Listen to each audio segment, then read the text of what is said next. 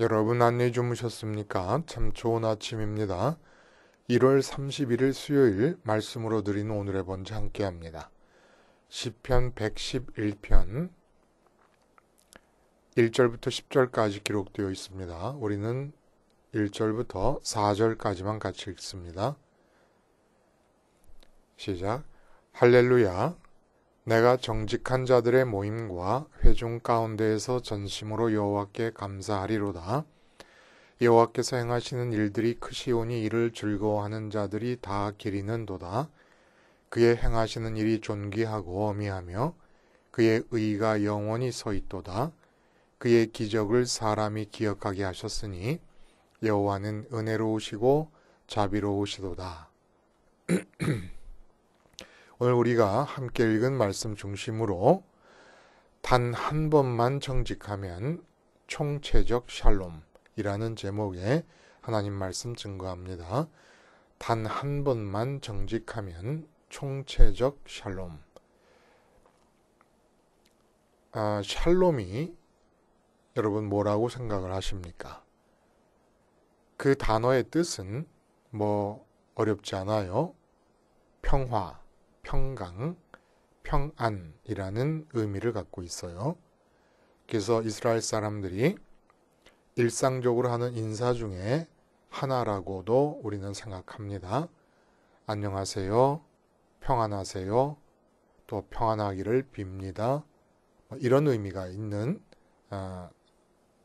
정도로 생각하기가 쉬워요. 그런데 성경에서 말하는 샬롬은 안식과 같은 맥락에서 우리의 삶을 훨씬 더 본질적인 차원으로 이끌어갑니다. 이 단어가 무슨 얘기입니까?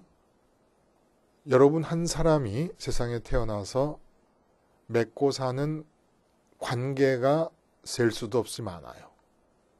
사람도 한 사람 한 사람 관계 맺는 걸 생각하면 그 숫자가 엄청나지요. 요새 또 페이스북이라는 게 생겨가지고 정말 완전히 머릿속에서 잊어버리고 있었던 옛날 동창들 이런 친구들까지 다 찾아냅니다. 그래서 관계를 맺는 이런 관계의 숫자가 어마어마하고 또 사람뿐만 아니라 사물에 대한 관계도 있어요. 애완용 동물이라든지 이런 것뿐만이 아니고 사물, 돈에 대한 관계, 또 건강, 내 몸의 건강에 대한 관계 등등 명품 이런 것도 다 관계라고 칠 수 있지 않습니까? 그러니까 내가 관계하는 모든 것들, 이 관계 모든 것에 기쁨과 감사가 가득 채워져 있는 상태가 샬롬입니다. 놀랍지요? 이러한 샬롬을 주님께서 우리에게 주시려고 오셨는데 이 샬롬이 수없이 셀 수도 없이 많은 사람과 사물에 대한 관계 하나하나가 다 감사와 기쁨으로 충만해지는 것인데 이 수많은 관계들 중에서 단 한 번만 정직하면 나머지 모든 관계가 이렇게 감사와 기쁨으로 충만한 총체적 샬롬이 임할 수 있다는 겁니다. 도대체 정직이라는 게 무엇이고 이 단 한 번만의 관계라는 게 무엇이냐? 여러분 이렇습니다. 부부 사이에 갈등이 생겼어요. 관계 이상 신호가 발견이 됐습니다. 그러면 성격 탓이 아닌가 생각을 해요. 또 상대방이 이기적이라서가 아닌가. 그리고 또 정직하지 못해서다. 속였기 때문이다. 근데 부부 사이에 속임이 있어서 갈등이 생기는 것은 성경이 말하는 정직과 직접적인 관계가 없습니다. 속임이 어떻게 정직과 관계가 없느냐. 성경이 말하는 정직을 편의상 원정직이라고 얘기해요. 본래의 정직. 이 본래의 정직이 지켜지지 않으면 부부 사이에 거짓말을 하는 것뿐만 아니라 살인이다, 간음이다, 도둑질이다, 거짓말이다, 탐한다. 이 모든 것들이 다 생기는 겁니다. 정직하지 않을 때, 원정직이 유지되고 지켜지지 않을 때 나타나는 일 중에 거짓말을 인간관계 속에 인간이 인간에 대해 갖는 관계 속에서 하는 거짓말과 속임수와 사기 같은 것들, 세금 꼬박꼬박 내지 않는 이런 것들은 원정직의 많은 열매들 중에 하나일 뿐이라는 겁니다. 정직이라고 하는 이 단어는 그 파장이 우리의 인생을 송두리째 포함하고 있는 거예요. 여러 가지 덕목 중에 윤리적이고 도덕적인 덕목 중에 하나가 아니라는 겁니다. 우리 인생 전체를 싸잡아서 흥하게 하기도 하고 망하기도 하는 것이 바로 정직이라는 거예요. 그러면 성경에 말씀하시는 정직이 도대체 뭐길래 그러냐? 정직은 성경에 말씀하시는 정직은 하나님과 나 사이의 관계를 규정짓는 특징적 단어입니다. 그러니까 하나님과 나 사이의 관계는 정직이라는 말로 규정될 수 있다는 거예요. 관계를 특징짓는 단어예요. 우리가 이걸 이해를 하려면 그림을 하나 연상하면 좋습니다. 하나님이 창조를 하셨고 그 창조된 세계 속에 나를 태어나게 하셨어요. 그럼 내가 하루하루 살아간다는 것은 하나님이 그려놓으신 관계도가 있는데 매일매일의 관계도가 있어요. 내가 일어나서 가족들과 관계하고 집문을 열고 나가면은 직장에서 아니면 장사하는 현장에서 어디를 가든지 내가 관계하며 만나게 될 사람들에 대해서 하나님께서 정해놓으신 관계의 그림, 관계도가 있다는 겁니다. 이 관계도가 다 점선으로 그려져 있어요. 그러니까 하루하루 샬롬을 이루어 가는 건데 이 하루하루 샬롬이 이루어지려면 내가 만나는 모든 관계가 감사와 기쁨으로 충만해질 수 있어야 돼요. 그리고 그 모든 관계는 하나님께서 미리 정해 놓으셨다는 겁니다. 근데 이렇게 하나님께서 정해 놓으신 관계도를 따라 사람을 만나고 사물을 만나고 관계하면서 살아갈 때 하나님은 그 모든 관계도를 점선으로 표시를 해 놓았습니다. 점선으로. 하나님께서 내가 눈뜨고 제일 먼저 만나는 게 아내고 남편이라 그러면, 배우자라 그러면 그 배우자 관계를 점선으로 그려 놓으셨어요. 근데 그 점선이 어떤 형태로 그려져 있는가를 우리가 알아야 된다는 거예요. 그래야 정직이 무엇인 줄 알고 정직을 행할 수가 있고, 그리고 단 한 번의 정직을 통해서 그 모든 관계의 그림, 관계의 도, 점선으로 이어져 있는 관계의 도가 실선으로 그려지면서 총체적인 샬롬이 임하게 된다는 겁니다.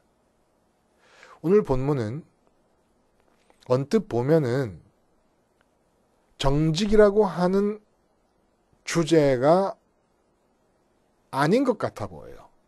1절에 할렐루야, 내가 정직한 자들의 모임과 회중 가운데서 전심으로 여호와께 감사하리로다. 얼른 지나갈 수 있는 단어가 정직 같아요. 자들의 모임이라는 이 정직한이라는 단어 대신에 여러 가지 말이 들어갈 수 있다고 우리가 생각할 수 있지 않습니까? 하나님을 경외하는 자들의 모임, 하나님께 부름을 받은 자들, 하나님 백성들의 모임, 이렇게 여러 가지 단어가 들어갈 수 있는데 굳이 정직한 자들의 모임과 회중 가운데서 라고 이 시인이 단어를 선별한 데는 이유가 있다는 겁니다. 왜냐하면 이 정직한이라는 단 한 번 나온, 어떻게 보면 상투적으로 하나님을 향한 모든 노래 속에서 불쑥불쑥 튀어나올 수 있어서 그냥 주의를 집중하지 않고 넘길 수도 있는 그런 단어 하나가 툭 튀어나왔는데 그게 정직이란 말입니다. 근데 이 단어에 나머지 내용 전체가 다 걸리고 있다는 거예요. 그래서 이미 시인은 성경에서 말하고 있는 정직이 무엇인가를 서로 알고 있다는 전제하에서 이 노래를 부르고 있는 겁니다. 그러면 시인이 말하고 있는 정직이란 도대체 무엇일까? 다시 한번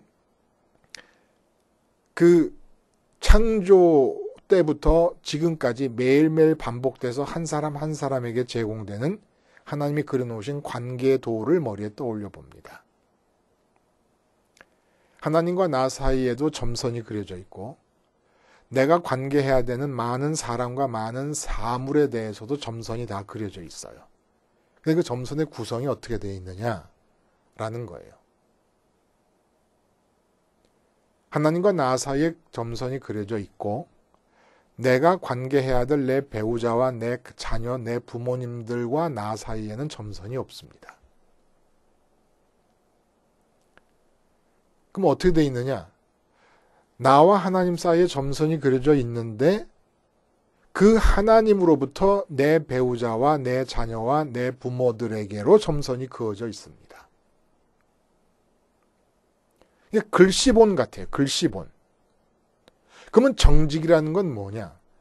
하나님과 나 사이에 있는 점선을 내가 실선으로 그려내는 겁니다. 이게 직선이거든요.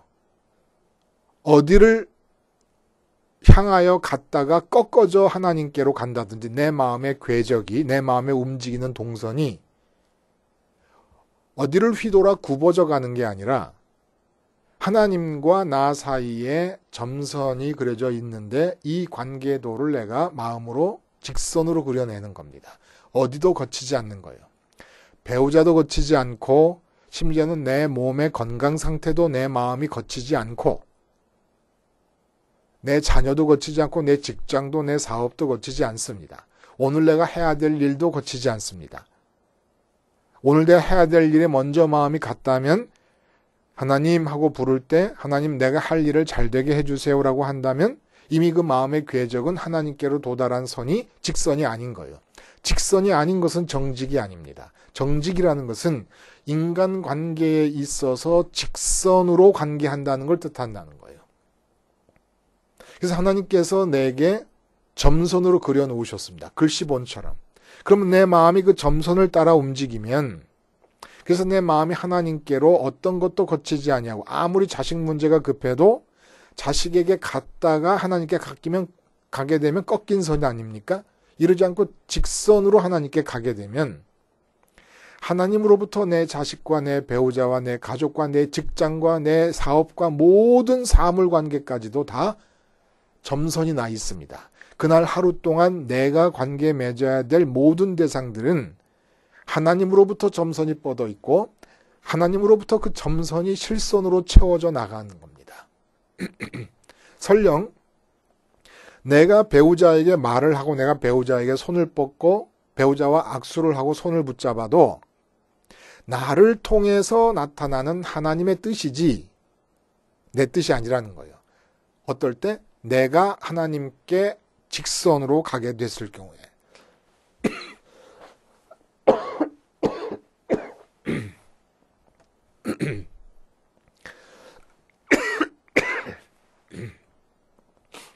그래서 내가 하나님께로 어떤 것도 거치지 않고 직선으로 마음이 도달하는 것이 정직이고 이 단 한 번의 정직이 이루어지면 그 다음에는 모든 내가 육체를 갖고 있기 때문에 관계해야 되는 만나야 되는 모든 대상들은 하나님께서 직접 관계를 하시든 나를 통해서 말씀하시고 행동하시며 관계를 하시든 전부 하나님께서 하시는 것이다 이겁니다.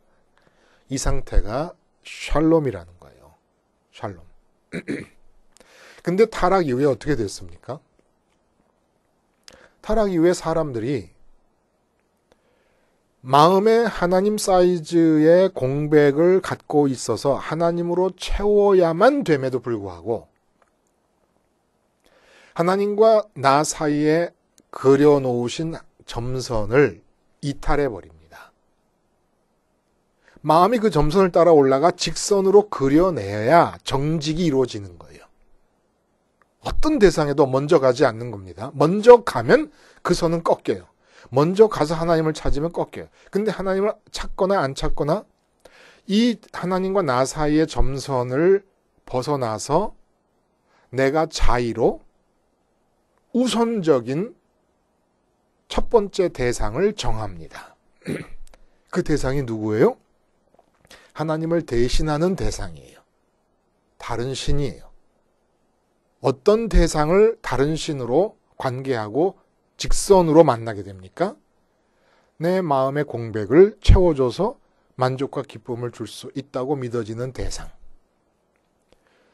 거기에는 점선이 없어요. 하나님이 그려놓으신 점선이 없어요. 그러니까 글씨본을 받은 학생이 글씨본 바깥으로 글씨를 벗어나면서 쓰는 것과 똑같은 거예요. 이게 정직이 아니라는 거예요. 하나님은 한 번도 내가 돈을 벌어서 만족하고 기쁘라고 점선을 돈과 나 사이에 그어주신 적이 없습니다. 하나님은 한 번도 내 아내와 내 남편과 관계가 좋으면서 행복하라고 점선을 그어주신 적이 없습니다. 없는 점선 대신에 내가 실선을 그려가는 겁니다. 이게 바로 부정직이라는 거예요. 하나님 사이즈의 공백을 갖고 있는 사람이 돈으로 만족하겠다는 것 자체가 거짓이라는 겁니다. 맹신을 하는 거예요. 스스로 자기에게 속여 하나님 사이즈의 공백을 갖고 있는 자기 자신을 자기가 속이는 겁니다. 나는 돈 있으면 만족할 수 있어. 나는 자식들이 인류대학을 들어가면 만족할 수 있어. 나는 지금 암에 걸린 것이 나면 만족할 수 있을 거야. 암만 나아보기만 해봐. 내가 뭐든지 다 할 수 있어. 봉사하고 충성할 수도 있고 다 할 수 있어. 근데 그 건강과 나 사이에 하나님이 점선을 그어 놓으신 적이 없다는 거예요. 그래서 한마디로 하나님이 그어 놓으신 점선 이외에 내가 그린 실선들의 삶.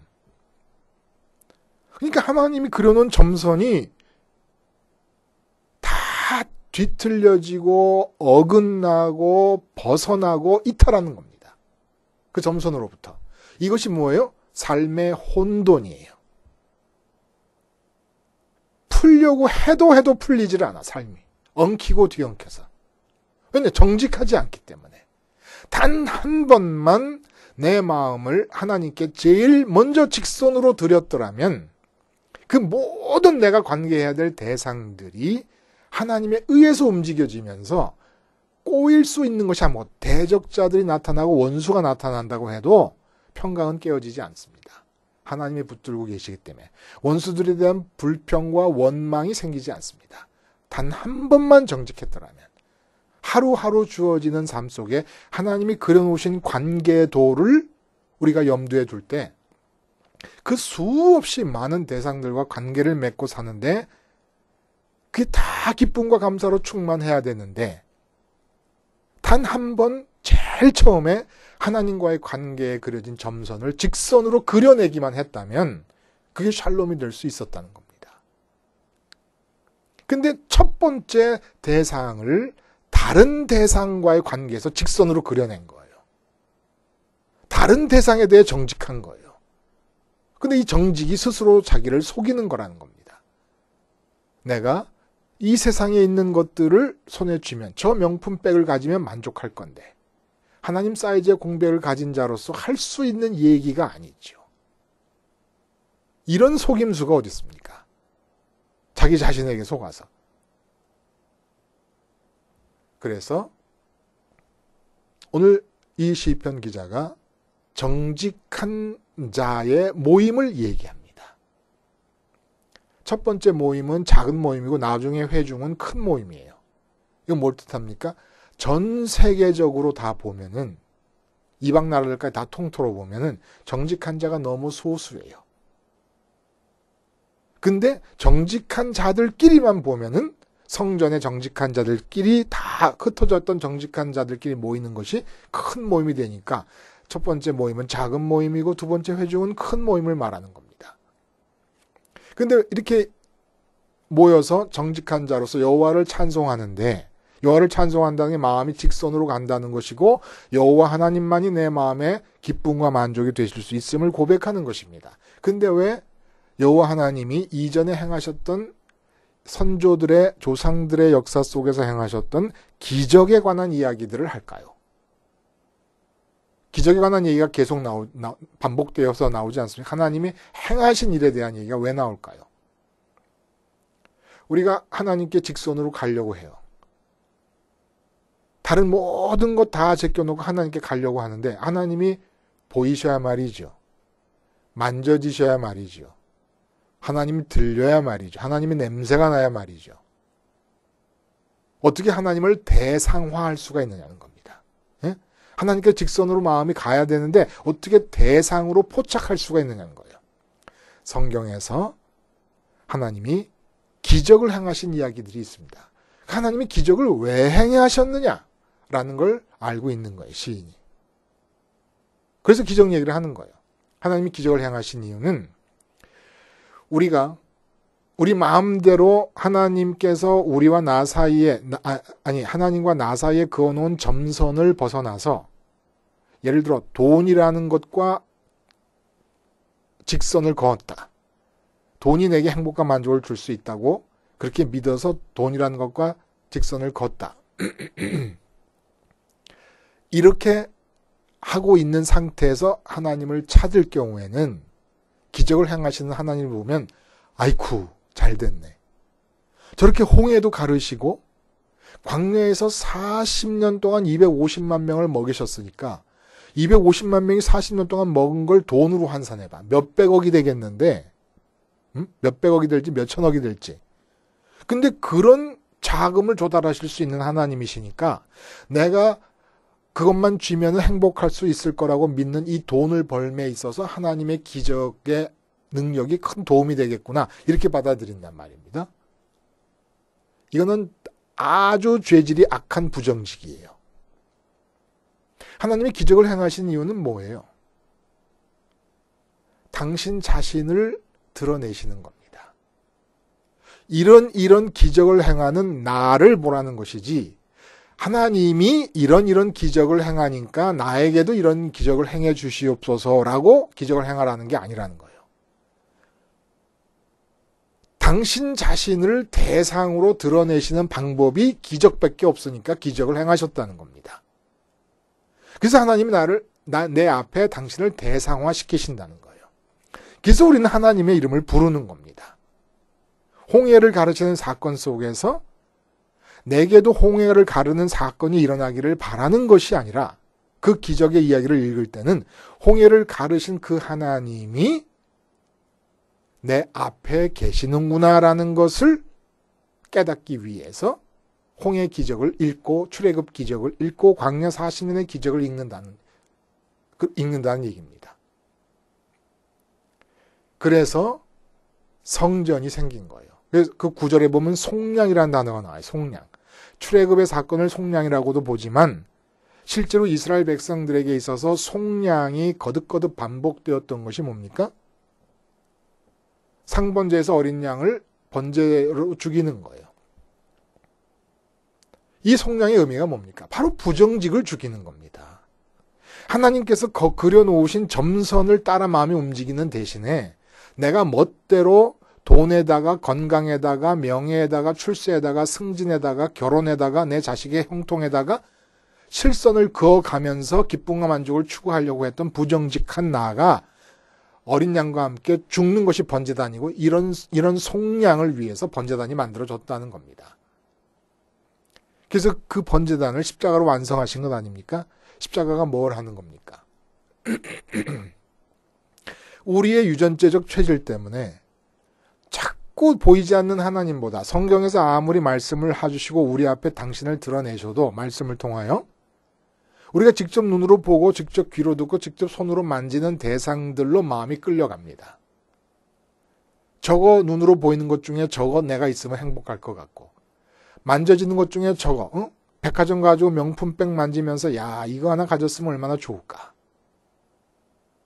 귀로 듣는 것들 중에 저거 있으면 행복하겠다. 자꾸 마음이 끌려가니까 그 끌려가는 우리 마음을 십자가에서 죽이라고 한 겁니다. 그리고 부활하시고 승천하심으로써 우리가 하나님이 그려놓으신 모든 점선 위에 내 멋대로 그려놓은 실선으로 인해서 가려져 버린 하나님께로 임하는 직선을 주님이 승천하시면서 다시 그어 놓으셨다는 거예요. 그래서 주님이 승천하신 그 길을 따라서 우리가 내 마음이 궤적을 그리면서 실선을 그리면서 하늘로 올라가는 겁니다. 그렇게 하늘로 올라갈 수 있는 길이 뭐예요? 내가 막 그 길을 따라 승천하신 주님의 그 길을 따라서 밧줄 붙잡고 올라가듯이 올라가는 게 아니라 마음을 십자가에 고정시키면 된다는 겁니다.